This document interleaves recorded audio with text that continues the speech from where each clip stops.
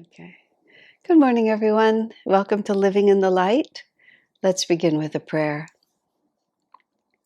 Heavenly Father, Divine Mother, Friend, Beloved God, Jesus Christ, Babaji Krishna, Lahiri Mahashaya, Swami Sri Yukteswar, Beloved Master Paramhansa Yogananda, Saints of all religions, dearest friend Swamiji, we are your children. We are making our way in this world as best we can. We need your help. We need your example. We need your inner inspiration. We need the feeling of your hand holding ours, so that every step we take, we will know in our hearts that we are moving ever more steadily into the light of thy presence. Om. Peace. Amen. Yesterday, as part of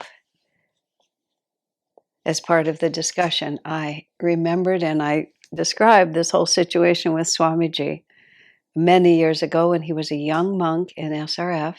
And it actually was relevant because we were talking about institutional versus inspirational ways of doing things.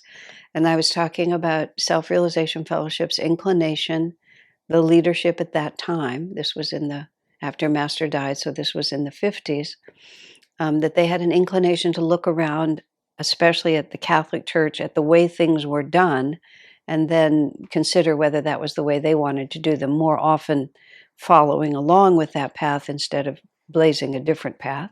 Swamiji's entire approach to Master's teachings has been the opposite. I've been talking a great deal about that, so I don't have to say it. But in the course of that, just to bring those of you up to date, when SRF wanted to start having retreats, they wanted to find out how the Catholics ran their retreats. So they asked Swamiji to attend a Catholic retreat. Just by chance, as it happened, he said that the most convenient one, or perhaps the only one available, was in Spanish. But since Swami spoke Spanish, he went to that retreat. I say that only because sometimes, and I don't mean to be in any way prejudiced about this, but sometimes the Latin priests have a more orthodox attitude toward spirituality, and perhaps that's why this happened. But Swamiji apparently found the priest to be quite bigoted, quite narrow-minded, and very unopen to anything other than exactly what he was saying. And so on the last day, the priest asked for question and answer, and Swamiji, the pre-submitted questions, and Swamiji wrote a number of different questions. How many, I don't know. It couldn't have been too many, or else it would have been too suspicious. But he wrote a number of different questions in Spanish with different pens and different pieces of paper, and then using his hands differently so that the handwriting appeared different. And they were all questions that challenged the very orthodox teaching that the priest was presenting, and acted as if, and gave the impression, because most of the people in the retreat were from his parish, it gave the priest the impression that there was this hotbed of heresy in the middle of his parish. Now, Swamiji always told that story with great glee and without the slightest remorse for what he had done. Now, when I told that story yesterday, and I was overcome with laughter, and I will try to hold myself together here. I don't know why this whole story tickles me so much. It was like 70 years ago, but nonetheless, I got at least one comment that said, "But wasn't that untruthful? What to speak of unkind?" Just like, and so I actually thought it was a sufficient question that I should answer it. So one of the ways that we need to understand this is there are 8 manifestations of God, and I refer to them often, and I talk about it in other places on my website and in these discussions, so you can find it. The 8 manifestations of God, nice is not one of them. Not rocking the boat is not one of them. And it's very important to realize one of the 8 manifestations of God is power. One of the manifestations is wisdom. Yes, love is also there, but so is the power of light, the power of sound. And what is actual love? Is it actual love to support people in their delusions? Is it patting them on the head and never wanting to rock the boat and always just agreeing with people so that nobody will ever think that, they don't want to invite us to dinner? I mean, like, what is the real spiritual path? Think about it. Let's go all the way to Jesus chasing the money changers out of the temple. That was not a very nice thing to do, and it upset the money changers and the priests quite a lot. And eventually, of course, they crucified Jesus because of that.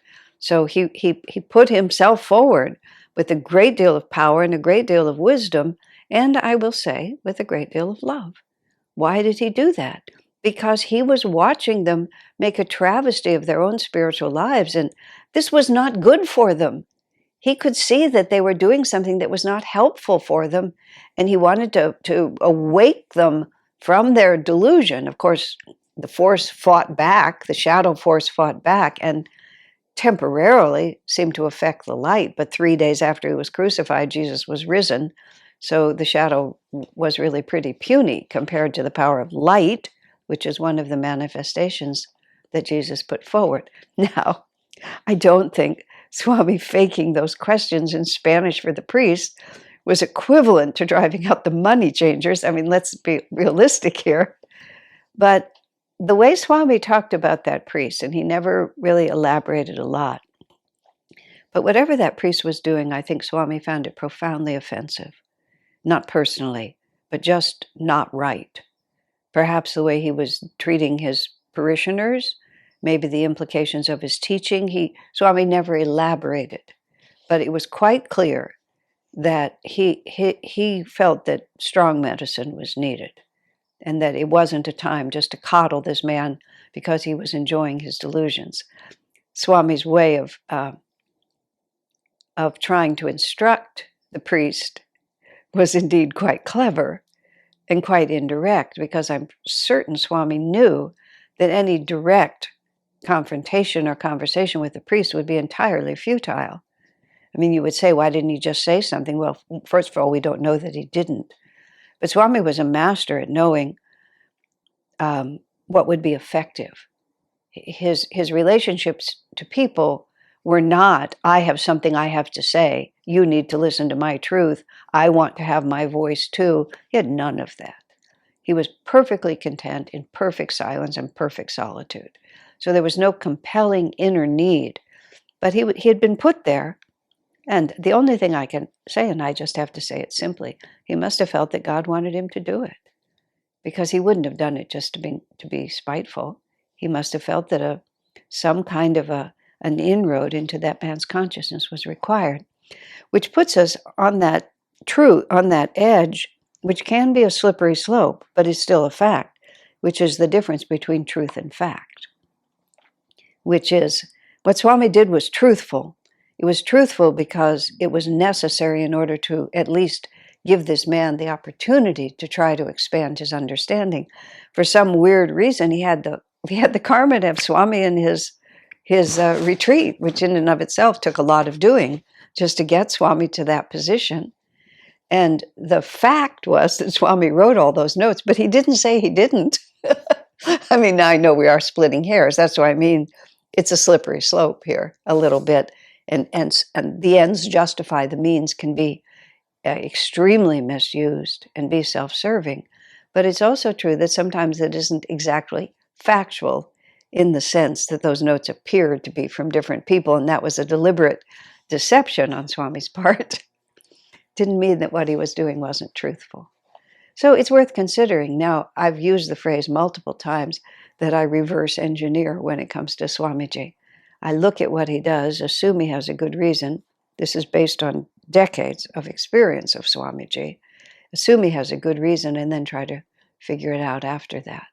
And the disinclination to make waves, sometimes devotees have that all wrapped up in being spiritual. I myself had to walk through this when I was about 18, just really understanding that I was keeping harmony because I was afraid of disharmony. It wasn't because it was an honest expression of my inner nature. It was completely insincere. It was just, I didn't want anybody to get upset with me. So I was very careful. And that's why I jokingly say, but of the 8 manifestations of God, nice is not one of them. Truth is important. Love is important. But wisdom also has to be in the picture. I was just thinking of another reverse engineering of Swamiji. I always look back here. Swamiji, yeah, a number of years ago, Swamiji edited Whispers from Eternity. This is the Ananda version of this book. Master wrote an original of it. Taramata, who was Master's editor in SRF, completely rewrote the book. She called it editing after he died. She called it editing, but she completely rewrote it. And on a website that we put up explaining the differences between Ananda and SRF, we actually talked about that book, and because of copyright issues, we weren't able to publish Tara's edited version of that book. But we had a poem, and in like, I'm going to give you a number that I think is about true. A poem that was like 150 words, 10 words were the same as what Master's original. And whether that's the actual literal numbers, that's the proportion. She just simply rewrote the book. And afterwards, there was a huge outcry within SRF because this was the 1950s and people had had Master's original, and then she edited it. So she, and this is what Swami said, she forged a letter from Master that authorized her to do that. However, eventually, SRF put out a second edition of Whisper. So there was the Tara's version, and then there was the original version that SRF said they could never admit that Tara's was awful, and I'm not sure whether it's still published or not. But for sentimental reasons, they published the original. Then we move ahead in time. We go through the litigation with SRF. The original version of Whispers turns out to be in the public domain. So therefore, we can publish it. So we're about to publish the original version of Whispers from Eternity. Literally, it's in galley form. And it was sent to Swami to review, just mostly as a courtesy. This was, I believe it was on a birthday weekend of his, but whatever it was a big weekend. And at the beginning of the weekend, or just before the weekend, this galley comes to him. There's we're in the printing queue in this big printing company. You know, you have to keep your dates. We have a promise to the distributors, to the bookstores. I mean, there's a whole calendar like this. And Swami's just supposed to review it. Just, oh, look, sir, look what we're doing. Swami reads it, and he feels, to use his own words, that Master wants him to edit this book.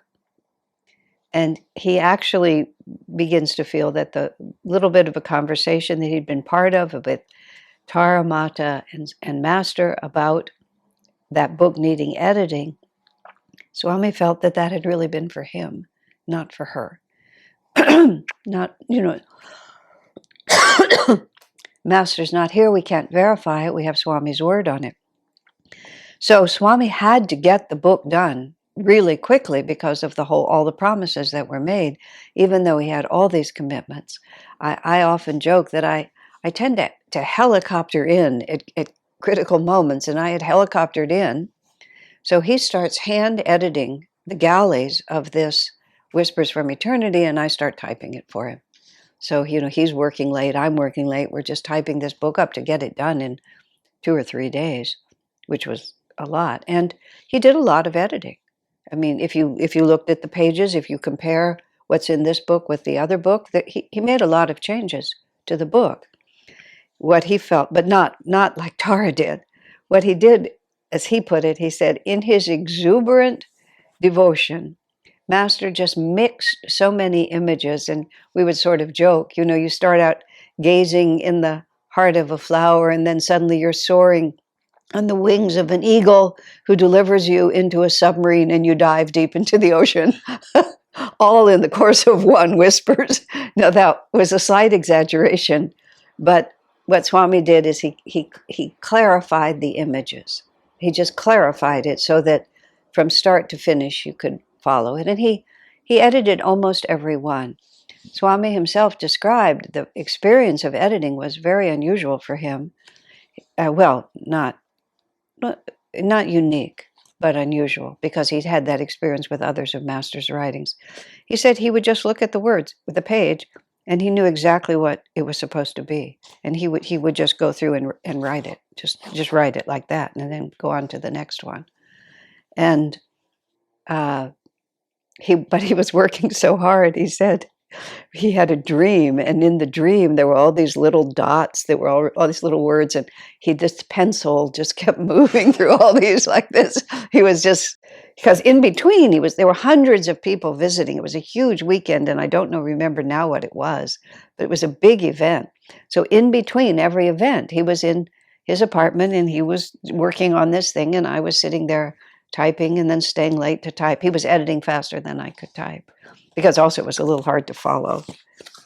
And then he went back he went all the way through. He went through the poems and everything. Now let me think about what I was going to say. Oh, then he finished it, and I finished typing it, and I gave it back to him. By now we'd gotten like a week extension on the printing deadline, so there was like a couple of more days to breathe. He went through it a second time, and then handed it to me to fix. We had computers by now, so I didn't have to retype every page, but just enter changes. He entered it to me, and then he pronounced it done.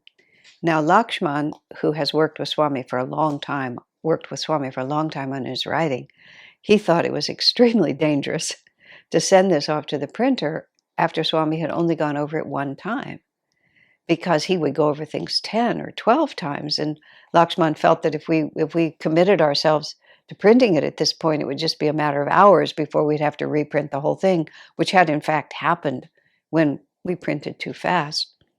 But Swami was very emphatic. He said, yes, he said, that's true. In most cases, that would be true. He said, but this is Master's book, and it needs to remain Master's vibration. He said, if I keep working on it, the vibration will shift from Master's into mine. So I'm not going to do anything more to it. He said, I've done what Master wanted me to do, which was to clarify it and make it more I guess the simple word is clarified. I've clarified Master's intention. He said, he's not asking me to do more than that. He's not asking me to rewrite it. So we went ahead, but we did have time. Swamiji had Dharmadas and Nirmala sit with his edited version and with the original and compare every single poem, because Swami wanted to make sure that no idea was omitted. You can get the same point across without exactly the same words. You can leave off the yellow submarine and just leave the eagle and the flower, and it'll work. But he wanted to make sure that no important concept had been omitted. And in the whole book, they found about maybe half a dozen. And of those, I think Swami used most of them. He felt that most of them were valid. And there was one poem in the original that Swami kept trying to improve and rewrite. And finally, I think it was I who had to say it, because I don't think Swami felt he could. I said, sir, either in the original or in editing, this is not a very good poem. And it's just like, I think Master, this just wasn't his best. I said, I think we can just leave this out, because I don't see how you can improve it enough. And then Swami sort of looked at it and agreed that that was why I was having so much trouble. It just couldn't be saved. It was a rhyming poem, and it was just, the law of averages says that not everything is the absolute best. But that was a judgment call that he made, and he had a right to make. So now I'm telling this whole story because this is also about reverse engineering, but it's an interesting story in itself. Many people, of course, were quite attached to Master's original words. That Master's original words have this force that is true. And oftentimes people are wanting, because we do have in the course of our archives, We have Master's original words, Master's original lessons, Master's original magazine articles on the Bhagavad Gita and various other things. And sometimes this people have this commitment, I want Master's original words. And Swamiji has had to answer the question a lot, not just in Whispers from Eternity. Where it really came up was in, because the first book he edited of Master's was the Rubaiyat of Omar Khayyam. And in that context, he wrote an article, which I believe I excerpted a good amount of it into Lightbearer, because this is a really serious question. Why do the words of a master need editing? You know, and because we have this idea that a master is omniscient, he's perfect. Why would his words need editing? And so Swami answers that question, and he talked about how master would have to bring his mind down even to the level of words. We think of words as like such a progressive thing, but words are a reduction. In fact, when Vyasa, David Steinmetz, would teach the classes on the yugas before he and Purushottama wrote the book called The Yugas, he would teach these classes, and he would talk about in the descending yugas, there's the point at which written language came in. And historians, from our perspective, consider to be written language to be a high point. Civilization has finally risen to the point where they have written language. But in the tradition of the descending yugas, they had descended to the point where they needed written language. Because prior to that, they didn't need to write things down because intuitive perception was there. And in fact, there's a quote, and God knows where Vyasa gets these things, but he's completely integrous in what he does, where someone says, but if we write everything down, what will become of our memories? Because before that, everything was simply understood. And now we start writing it down. Now we've reduced ourselves down to these little tiny symbols. And these little tiny symbols are trying to convey the magnitude of our direct perception. So for a master living in the magnitude of direct perception, when he has to take his infinite perception of reality and reduce it to words, and words are tremendously misunderstood, easily, effortlessly misunderstood, he's not increasing his knowledge or his awareness. He's reducing it down to these little squiggles, like Swami saw, these little black dots, with the pencil working on it. That's all it really is. Even when you read it, when you read words, it's not the word that does something to you. It's that it creates a perception in your awareness. And when one is listening, for example, when I would listen to Swami talk, his words would create a perception within me. And sometimes I would love the words because he was such a good wordsmith, such a brilliant wordsmith. But it was the perception that those words created that was meaningful to me. And then I could admire the words because they were such a beautiful articulation of the perception. Master's anguishing monotony. His last line in the Samadhi poem, a tiny bubble of laughter, I have become the sea of mirth itself. Swamiji wrote also, this then to me is renunciation, to kick aside all limitation and embrace infinity.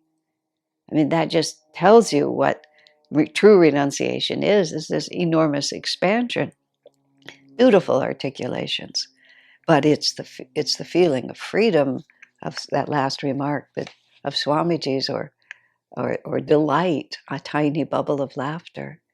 So Swamiji said, a master can bring his thoughts down to words to a certain extent, but it's just more than is necessary for him to really refine those words so that the nuance of communication will be as clear as possible. And, Swami said, it's exactly the right work for a disciple to do, because it gives the disciple the opportunity to rise to an intuitive perception. And he said also, Master just in his expression of the truth, he just skipped from intuitive perception from one to the other. This is how Swami wrote it. And he said it's necessary for almost all readers to have some of the rational interludes filled in. Otherwise, very few, really effectively none, are capable of writing it with Master. And if you can write it with Master, you don't need the book. So if it's really going to serve in the way Master wants it to serve, then it needs to be shifted. And Master said to Swami, right at the very beginning, he had him sitting next to him looking at the Gita manuscript. And Master said, I predict you will become a very good editor. He had Swami sitting right next to him, helping to edit the manuscript.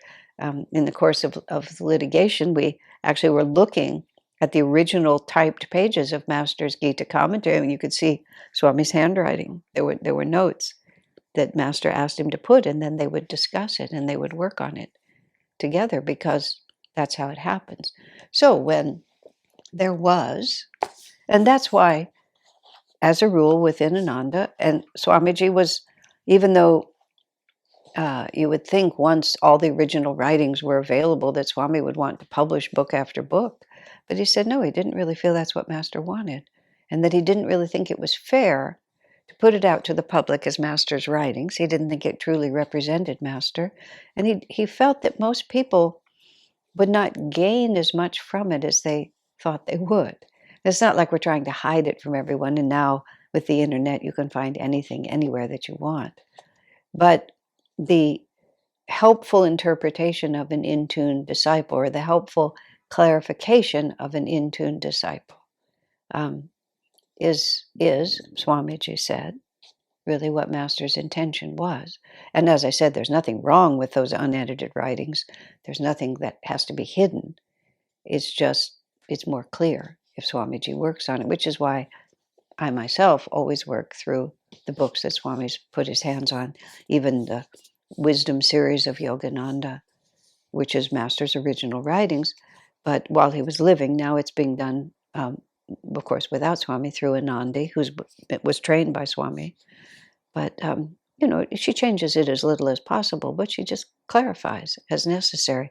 And Swami reviewed every word of those books. Myself, I find them more helpful.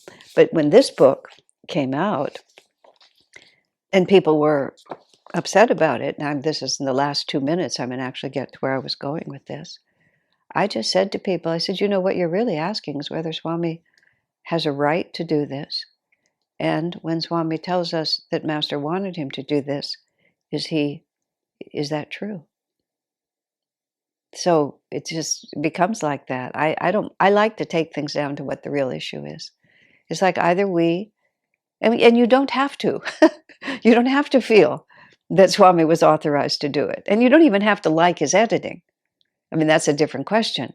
You may still prefer Master's original book. You have a right to do that. True teaching is individual. That was yesterday. You can do whatever you like. But was Swami sincere in saying that he felt Master wanted him to do it, and he felt that what he did is what Master was guiding him to do? Was he at least sincere in saying that? And secondly, do you think that he was capable of making a statement like that, and it was an actual true contact with Master? And these are the kinds of questions we need to ask ourselves continuously.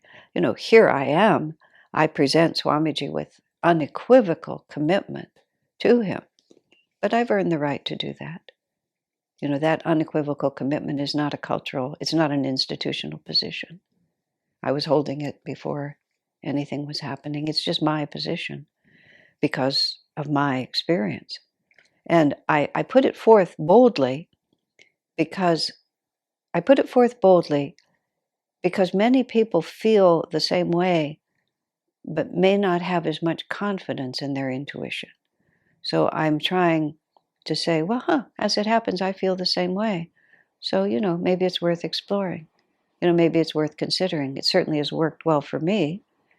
And that's just me, but at least people who feel that way about Swamiji are not alone. That's why I wrote the whole book and everything like that. It's not that we get our values from other people, but if we find people who look like something that you would like to become, that's the best way, whose way of being is attractive to you, And if they explain to you, this is how I got here, that's exactly what my life with Swami was. His way of being was everything I wanted to be. So I've discipled myself to him. I've tried to become what he was, and I've paid attention to how he got there. And in my aunt standing next to Mount Everest way, I've put my little tiny feet where I can put them, in his giant footsteps. But anyway, that's why I'm saying all of this to you, because if it resonates with anyone, it I think it would be a service that I could render. So, my friends, God bless you.